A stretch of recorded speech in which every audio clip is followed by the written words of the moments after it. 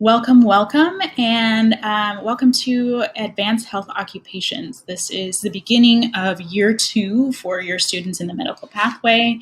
So you know a little bit about me, so let me just show you some key points in Canvas that might help you to support your students. We are mainly going to be working out of modules. So here we are in the home page. Students can click in class modules down here to get to modules. They can click here to jump to the bottom of the modules page to resources, and they can click here to portal to my office hours, which are from 3 to 4. That's 3 to 4, Monday through Friday. If they cannot make those office hours, I am happy to make an appointment to see them at a time that works for both of us. When you get into modules, you will see that all of the courses are set up by week, and so you can see that the most recent week will be up at the top. When they get into modules, they'll see something like this, where they'll see a weekly agenda posted, and that gives them an overview of what's kind of happening for the week, and that's probably where I would look to see how to plan out my week in terms of how much time I want to allot for this class and for practice. It will also show them any upcoming events or changes in schedule.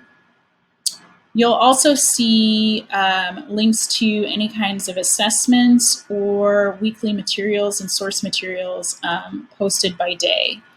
And you'll also see any kinds of assignments that are going to be posted throughout the week. So if we went through a typical week, we'll just look at this last week.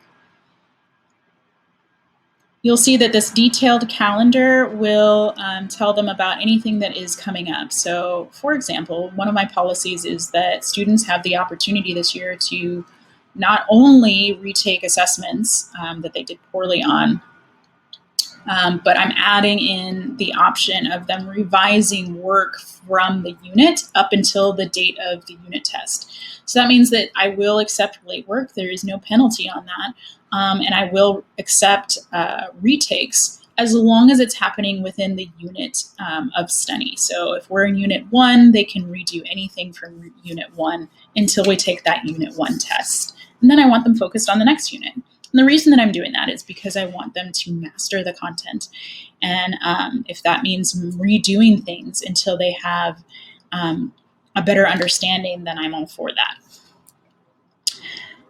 So when you look at this agenda, I would look for anything that's highlighted. Those are kind of big items to look at. And look for anything that has a link. That might be a survey or a critical piece of information that they would need to click on for the week. I would also look to the objectives. So what they need to know and demonstrate each week is listed here. If you want a good way to check up on your students and see if they're really not just doing the assignments and attending, but are they actually learning stuff, ask them one of these questions. So rephrase one of these objectives into a question form and ask them about it. And if they stammer and stutter and don't have it together, then they need to spend a little bit more time on that particular area and that particular lesson.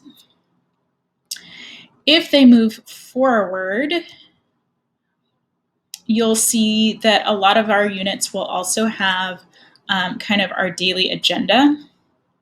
And those daily agendas include the key objective for the day and then highlight anything that we've done in class, any materials that I used in class. So here I've linked my notes that I shared in Zoom, and any graded work that is going to be upcoming, and a link to the next page, which would highlight that.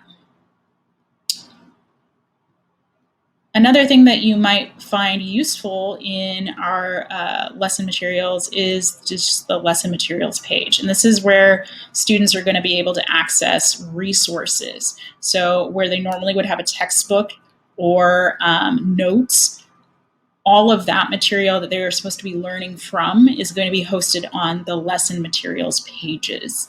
And so it's really critical that students look at these lesson materials pages, review the video intros, as well as any detailed notes that are posted, interact with those notes, take some notes, write down questions, follow the guidelines each week, because this is what sets them up for success not only on assessments, but assignments as well.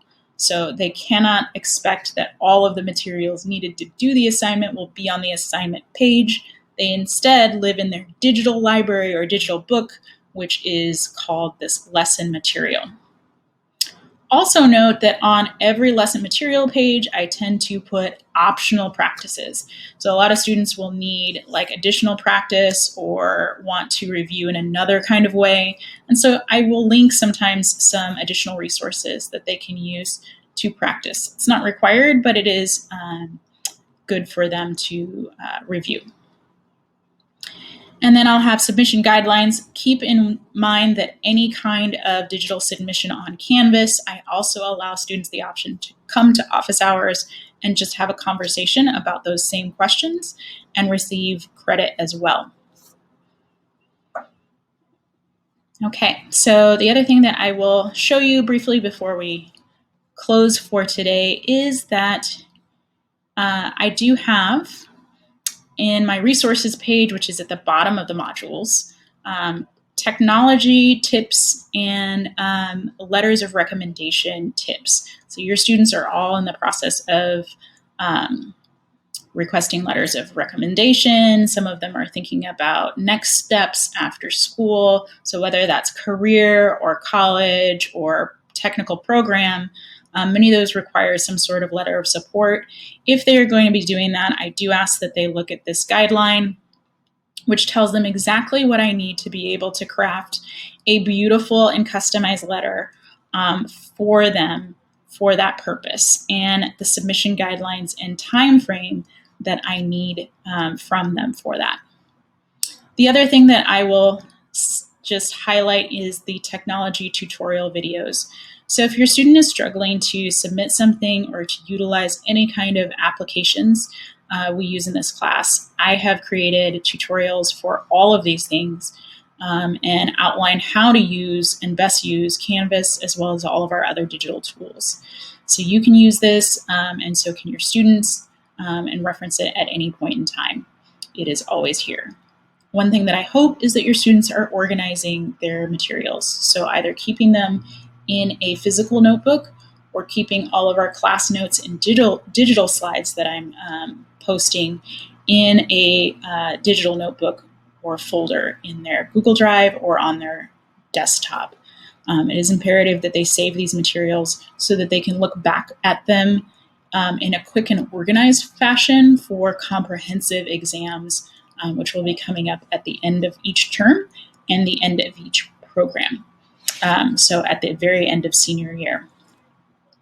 It's been wonderful being able to interact with your students. They are amazing, and I'm so excited to see where they're going to go with their careers.